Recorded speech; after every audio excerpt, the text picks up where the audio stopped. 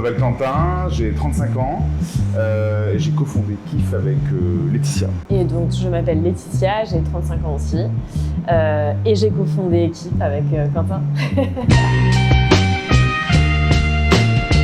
Kif, c'est une épicerie fine qui est dédiée à l'apéro. Donc l'idée, c'est que vous pouvez y trouver tout ce qu'il faut pour faire un apéro ou un pique-nique sympa. Donc on a référencé des charcuteries sans nitrite, des fromages fermiers, pas mal de biscuits, crackers un peu originaux pour l'apéro. On fait aussi pas mal de choses maison et on a pas mal de choses à boire également. L'idée, c'était d'avoir déjà tout sous le même toit, que vous trouviez un endroit où vous pouvez répondre à tous les apéros, parce que chacun fait l'apéro d'une certaine manière, et de réduire au maximum les déchets.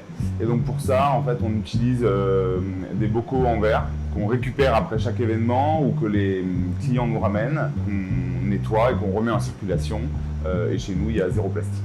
On parle de l'apéro, mais on est aussi dédié au pique-nique. Donc du coup, de la même façon qu'on a du réutilisable sur tout ce qui est bocaux, on prête du matériel pour les pique-niques. Moi, j'ai fait une école de commerce, c'est un master en entrepreneuriat. Et je me suis orienté vers un truc qui m'attirait vachement, qui était la publicité. Donc j'ai travaillé pendant 10 ans dans les médias. J'avais en tâche de fond cette idée de monter une entreprise depuis longtemps, mais je ne savais pas trop dans quoi. Et donc je me suis tourné vers un petit peu mes passions qui étaient bien manger et bien boire. On est des gros gourmands. On s'est bien trouvé avec Laetitia là-dessus, puisque à un moment, nos idées se sont rassemblées là-dessus. Et à peu près finalement un parcours similaire à Quentin. J'ai fait Sciences Po à Aix et 10 ans de carrière dans la pub à Paris, en agence de création. Puis Quentin a cette envie d'entreprendre à un moment donné qui le démange un peu. Et puis on se dit qu'en fait, il n'y a pas de lieu dédié ni à l'apéro ni au pique-nique, en tout cas dans ceux que nous on fréquente.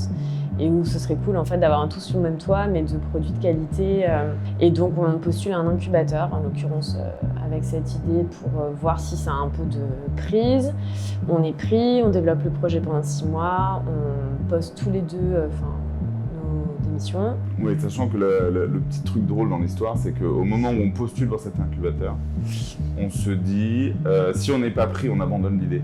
Et si on est pris, on s'était promis d'aller au bout. Et donc du coup, on allait au bout.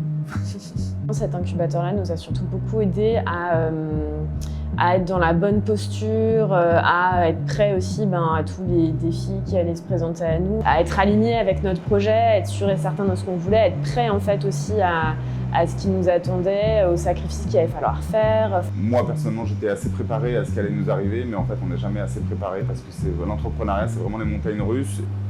Et on fait beaucoup de choses chaque jour. On a, je pense, entre 10 et 20 casquettes par jour. De la réception de marchandises, de la mise en rayon, de la production, de la comptabilité. Ça peut être de la création de devis, créer des nouvelles offres, la communication, le site internet, les réseaux sociaux. Et vu qu'on travaille avec des entreprises aussi, donc du coup des bateaux, prospecter un petit peu aussi, nous faire connaître.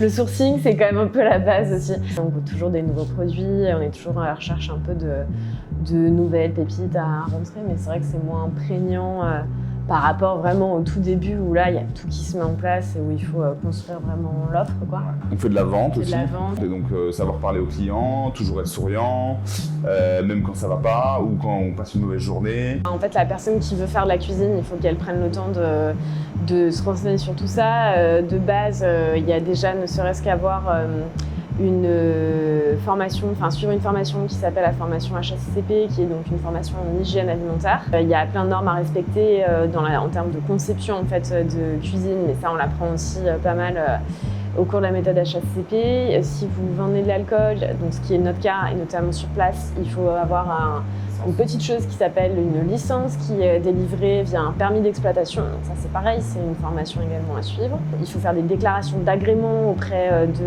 la Direction Générale de Protection des Populations. C'est un métier très réglementé, donc il faut bien se renseigner avant. On a un peu une certaine idée du monde qu'on a envie de laisser derrière nous et on ne se voyait pas en fait faire un commerce qui déroge à cette règle ou en tout cas qui n'aille pas dans le sens dans lequel nous on voit en fait les choses. C'est un peu pour ça aussi, de toute façon qu'on le fait, c'est qu'on a envie d'avoir un monde qui soit plus responsable, un peu plus propre aussi. On se voyait pas tous suremballés dans du plastique, alors que nous-mêmes, à titre personnel, on en a très peu chez nous. C'est plein, on va dire, de choses de bon sens, qui nous paraissent être du bon sens, qu'on a voulu mettre en place à travers ce projet-là et à travers ce commerce-là. Donc oui, il est forcément un peu différent, mais du coup, il a aussi beaucoup d'adhésion en fait auprès des clients. Donc c'est gratifiant. Je ne voyais pas monter un commerce autrement. Alors certes, ça prend plus de temps, ça nous coûte plus d'argent, mais à la fin, je pense que ça nous rend plus heureux aussi. Venez nous voir. Bon apéro.